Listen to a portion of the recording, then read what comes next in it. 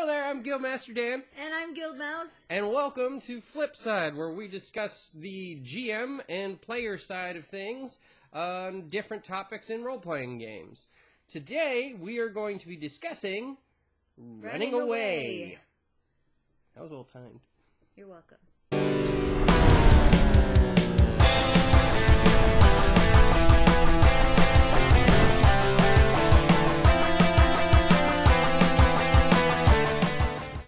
So when it comes to running away, there's actually people who like to argue that whether you should have scenes like that in a game. Should players ever have to run away, or should they always be powerful enough to take on anything that you throw at them?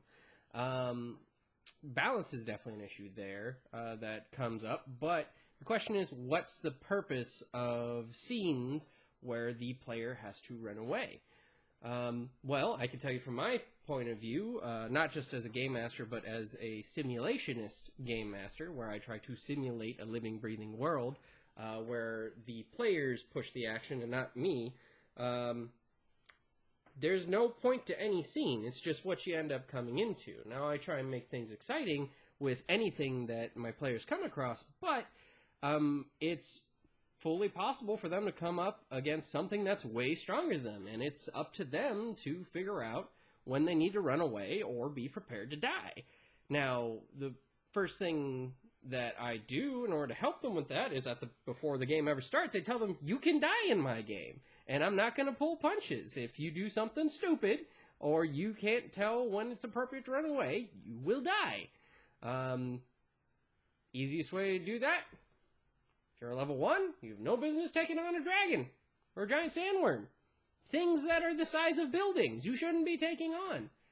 You should only take on things like that unless they are, unless you have numbers or experience. If you don't have either of those things, any sane person would know to run away from Godzilla. Something that's really important for players to keep in mind is that learning to run away is a great experience. I mean, as a character development, a character building thing, learning to actually run away from something establishes healthy fear goals and things like that for your character, especially if you're looking to make a well-rounded character. Guildmaster Dan isn't wrong where you shouldn't be taking on a dragon or a sandworm at your first level, but knowing to run away from the signs of the sandworm, buildings sucked through the ground and whatnot, or a dragon where everything is on fire or everything is coated in a thick layer of ice. That could be other monsters, but you get my feel. Knowing to run away or go, maybe this isn't for me, is actually a really important thing to do. Mm-hmm. And it's definitely important to learn to run away, even if you're not in a simulationist game. If you're in a narrativist game where your GM is focused on a storyline and you're going through the storyline and making that storyline your own, even then, it's important to know when to run away, because sometimes there are scenes where you need to run away. Oftentimes, that's so your GM is introducing a baddie early on that's way too powerful for you, and if you try to take him on, you'll die. But they're going to bring that same baddie back later once you're leveled up, so you can feel powerful taking them down. And looking at it from a character motivation standpoint, that's a great thing to learn to start focusing on, to give yourself motivation to come back to that villain that you had to run away from, or from that scary instance where you had to boogie out in order to make sure that you could come back later when you were strong enough and knew enough things in order to take them on. Oh yeah, I mean, what's more satisfying when you take on a big bad? When you walk in and you see, oh yeah, you're a big monster and I kill you instantly. Or you come across your big bad and you actually have to overcome your own fear, show real courage to actually take on that big bad and then win.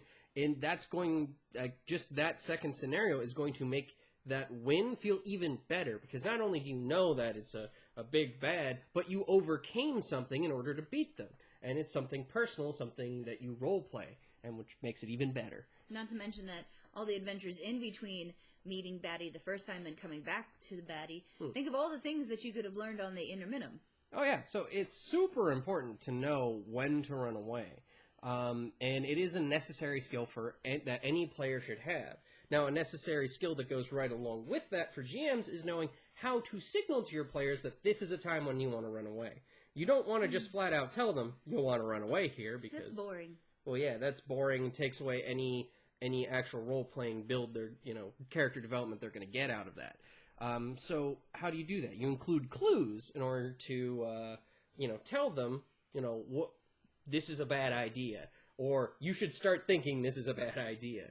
Do you have any clues? You walk into a room and the temperature drops 10 degrees. There are a variety of bodies laying against the wall, but they all seem to have treated in a different way. One is burned, one is frozen, one is flayed, or something even not quite so dramatic. You go into a really nice banquet hall. There's food on display, and it's gorgeous and glistening. But all the seats are empty, and all the glasses are tipped over. And the fire has burned low. Signs something bad happened. Signs that something bad has happened, but where are all the people? Why is everything else untouched except for the glasses? Okay, so, I mean, what Guildmouse is getting at is the GM is going into fine details. You're increasing the amount of details you're giving the player in order to signal that something important is happening or is about to happen. Give me a sensory image. Give me a room that I can touch, taste, feel, smell, etc. Give me sensations or things that I can respond to, because if I'm fully engrossed in my character and you've gone to all this trouble of elaborately telling me how things are set up in this room and you can answer my questions on what is this and what is that, I know that the time, as a player, I know the time is in there, so I should be paying attention. As a character, I'm going, man, look at that laid out banquet, or, ooh, he did a bad thing. So you give me an idea for advice to give to players from, like, as a GM. A smart adventurer will look for details that mean their imminent death. Don't be afraid to lick the wall. I'm just saying. Like, don't be afraid to do the thing, to look around, to actually... Well, okay. To look around, yes. Licking the wall is a bit much. Especially since that wall could be very poisonous. But the point being is a smart adventurer will be looking for signs that what they're about to face is too big for them. Because they are aware that there are challenges in the world that are greater than they can handle. They accept that there are black knights that ooze death around them that would wipe them out with a second glance. They're aware that not all Jell-O molds are actually Jell-O molds. Yeah, they're aware that, swords and stuff don't naturally float in the air and have a slight shimmer over them. Or reply sarcastically to questions that don't make sense. I don't know what she's referring to. Anyway, so there are details. Smart adventurers look for signs of your imminent death. That way you'll have an idea, and your GM can play off of that and give you those signs, even if they haven't thought of it already. Not everybody uses skulls as decorating. Which is another advice, GM. If you do have a group of smart adventurers that look for those signs, half the time they'll invent those signs for you. They'll be looking for the signs, and you can just say, yeah, that's there. Absolutely, you totally see that. And that's one of the greatest things about collaboration is when I'm in a dungeon and I say, okay, well, are there chains on the walls? Yes. Or some... I'm going to be the first person as a player to tip you off to what are the things that I consider dangerous or ominous, and things like that. What are the things that I consider to be foreboding or a good foreshadowing point? Are there any trinkets in here? Are there any altars? Things like that. Those are things that we're going to look for. Oh, yeah, and when your players start asking those things, if you're trying to build up, foreboding to, hey, you're going to deal with something bad, you just play off that. Yeah, there's chains. In fact, upon closer inspection, you could see that they actually have fresh blood on them, or signs of being inhabited recently. There's stains on the floor beneath them. And in fact, in the next room, you do find an altar, which has a fresh stain right on it. And or there appears... a slowly drying one. Yeah, I mean, things like that. You can play off of those things that they're looking for. But one of the clues that something bad is about to happen, that you might be facing something more powerful than you can handle, is adding up those details. And more importantly, building them up. the closer they get to the challenge, make those details even, make them worse and make them more descriptive. Even something like, I used the example of a body before, a flayed body before. You can't get the image of the flayed body out of your head. In fact, you keep putting your face on that body, and you can't seem to shake it, and that wouldn't. Oh, I see what you're saying. Right, out of a braver character, or one that is less likely to normally be affected by things like that, because if you've journeyed for a long time, you've seen that, or even if you haven't, you can't get that image of your own death being there. That's something that would make me, as a character, go, there's a red flag going on in the back of my head. Oh yeah, I mean, essentially, if the closer they get, if they're just not getting that this is something bad they're about to be facing, get more overt with it. You don't want to flat out tell them, just run away. No, you want to give details, but start to get more overt as you're going. Because when you flat out tell somebody to run away, the likelihood of them doing that is minimal at best. I mean, there are some players who will get the clue right away from, like, you guys really should maybe kind of consider. But I'm just saying, no, some players might take that as a challenge, and when your DM is actually worried that you're gonna get smote just by going in there, I would say take heed. But then you run into the issues of, just because you as a player know doesn't mean that your character knows. Does it still fall in line with your character going, well, look at all this scary crap that's going on around me? And ultimately, when the players just, they keep going through it, and you're giving them the descriptions, and they're still passing by it, whether they're just not getting it, or whether they're, purposely, oh, I can handle this. One of the best ways to teach that you need to learn to run away, at least in my games. Wounds? No. Oh. Is don't pull punches. You are, as a game master, one of your responsibilities is to run the world fairly. That means players can die. And if they're going up against a challenge that's far beyond them, and they're running headfirst into it, they're gonna die. They shouldn't expect otherwise. Otherwise, there's no risk versus reward. Which actually comes to another detail that we were talking about beforehand, was if the reward for your quest, if you're like taking a commission from the crown or something, is super high, that means you're probably going to be facing something strong, like a dragon or something. If the crown is offering 3 rubies to go and do a task, you are not ready for this. That was level 1. Not in the beginning, probably 2 or 3 levels. Essentially, the larger the reward, the more difficult the task. So, if they tell you, we need you to go kill something, and the reward for that is a bag of jewels, and you're a level 1, you need to pick a different job. And the reason behind that is, and this isn't necessarily common knowledge, gems cost more than gold. They are harder to get, they're lighter to carry. I mean, it works in science fiction and cyberpunk too. If your broker is hiring you to go on a shadow run, the more credits. The more credits. I mean, if you're being offered 5 mil in credits to hack into a police station, that police station probably has some pretty hefty security measures that are meant to keep you out and wipe you out. Especially if you're like, hey, I need you to break into this corporation and steal this thing. If you do it, I'll give you 10 million credits. I'm like, that corporation's probably going to have a lot of things that's going to suck for you. And you might not want to do that. You might want to pass that on, unless you're clever or experienced or have the numbers. Another important thing to look at, something that we hadn't mentioned already, is your big bad your big bad situation is not always just a big bad. There are things to run away from that aren't just monsters. That's true. Numbers and scenarios. If you are traveling and the weather turns bad and you start to see a funnel cloud, you do not want to be caught in a tornado on the road. You need to seek shelter. Run away, seek shelter. You're wearing metal armor, and it's going to thunderstorm, and it's starting to lightning and thunder outside. Probably want to take your armor off. You probably want to take your armor off.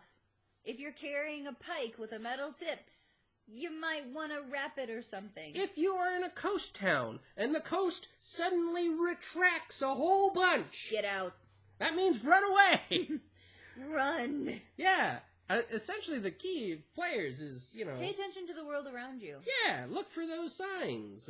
Be a sane person that values their life. Even if you're playing an insane an unstable character, your need for self-preservation should still be there. Even the Joker has a need for self-preservation. Joker runs away. Yeah, Joker runs away. It's in the Christmas version. What? The Joker got away, hey. No. That's the end of the song! No. Even the Joker knows when to run away. Proof in the pudding. The Joker got away, is what you're talking about. He still ran away. It's true, he ran away to Fight torture another day. Yeah. I said fight. You said torture. Joker doesn't really fight. Joker tortures people. True. But that's not what this video is about. Yeah, stop getting off topic. I can't help it. It's been so long since I've done a video with you. Also, they can't hear you when you talk quiet like that. It's been so long since I've done a video with you. Anyway.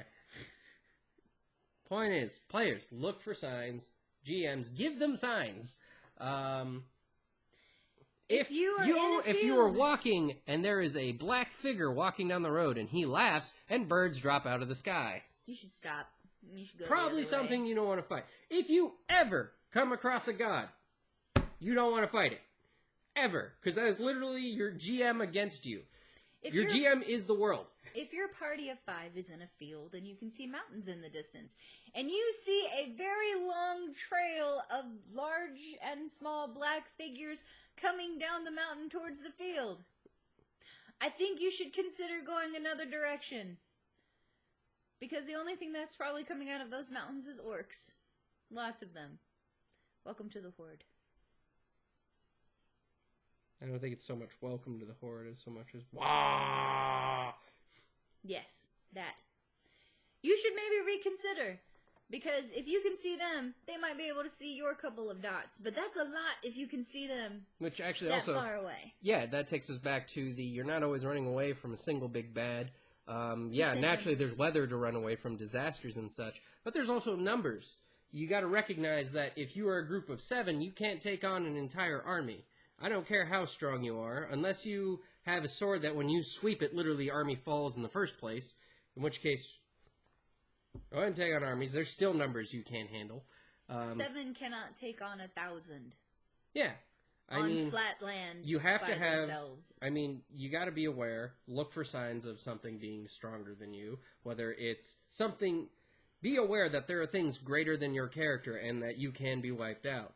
And look for the signs that you might be about to encounter one of those things. That's the best advice that I can give for game masters. That's the best sign that you can give. Descriptions, give signs ahead of time that they're about to come across something like that. Players, please try and be aware of the world around you.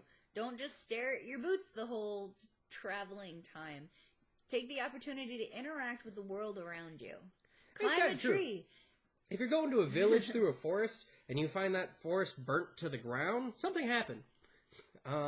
If you start finding bodies in that burnt forest, something pretty probably happened. If you start hearing roaring in the distance in that burnt forest surrounded by bodies, something is probably about to happen. Sure, there's nobody to tell you exactly, but fire, dead bodies, roaring. If the ground starts to shake in regular intervals in that burnt forest surrounded by bodies with the increasingly loud roaring in the distance that is getting closer, run away! It is clearly a fire-breathing Tyrannosaurus Rex. I was going to say a Tarrasque. No. Or the Tarrasque. The Tarrasque is much worse than that. GMs, don't use your Tarrasques to make a point. Don't do that. There's only one Tarrasque. I know. I was using it as in... No, that is actually the perfect monster to make the point, because if the Tarrasque is essentially Godzilla, and it never dies. If as a player you come up against Godzilla and you cannot get it through your head that you need to run, then you might need the lesson that your character can die. But if it's Godzilla, a druid could befriend it. Godzilla makes friends, remember? No. He doesn't like Godzilla making friends. I'm just saying, no. That's not the point of what we're talking about here. I know, but you should run away because this isn't the same kind of Yeah, Godzilla. that's the point being. Look for signs, be aware, have self-preservation, because, you know, people are squishy things and can die. Even if you are in plate mail, you're squishy on the inside. Alright, I think we've beat this horse to death enough, so I hope you guys... it wasn't smart enough to run away. Yep. Don't be the dead horse. Don't be the dead horse. Don't be the dead horse. And thank you for watching, and we hope you guys got some nice images, some nice advice, and... Look, he's still alive.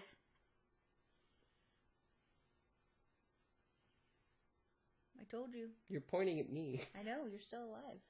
Oh! We need to end the video first before you start doing anything like that. Anyway, thank you guys for watching. Hope this was useful for you. And we shall see you soon in the next video. Remember, players, don't deny yourself the opportunity to run away and learn. Have fun! Bye! Bye!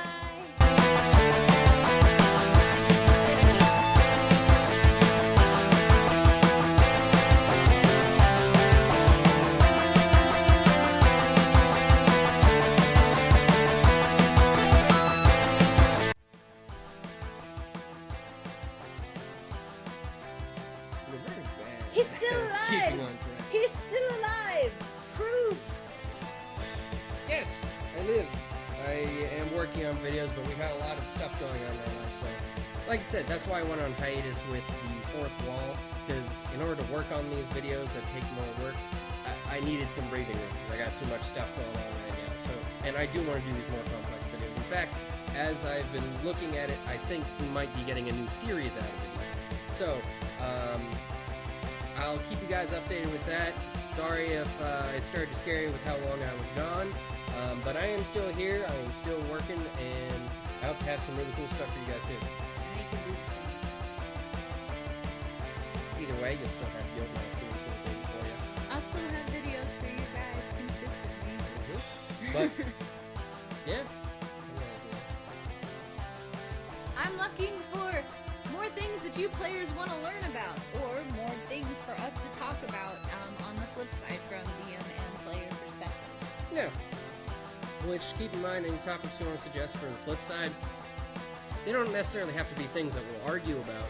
The idea is just, if there's a topic in gaming that has two perspectives to it, from the GM and the player side of it, that you can think of, let us know. We'll talk about it. But honestly, if you guys can think of something that we actually don't agree on, I think we would be very surprised. So hit us up with some of those. I think we could use something that we could really debate. His, in my opinion, have a tendency to run similar to each other. But yeah, give us some ideas. We'll do it, and be on the lookout for new videos. Yay! I still don't know how to end the video. Bye, guys. Bye, guys. Thanks.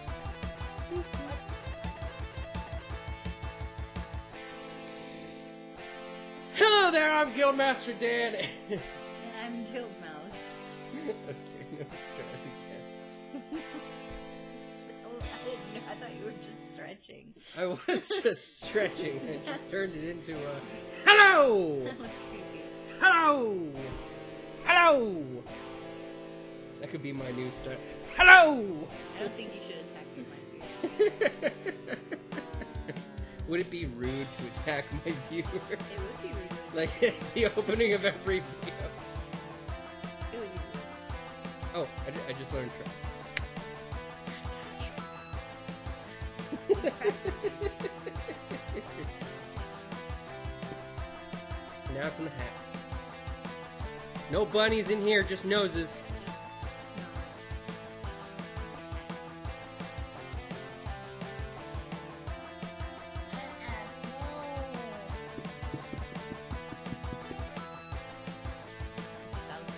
It will be funny if something actually fell out of the net. Alright, okay.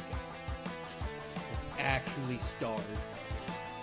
Today we're going to talk about the age-old topic of running away.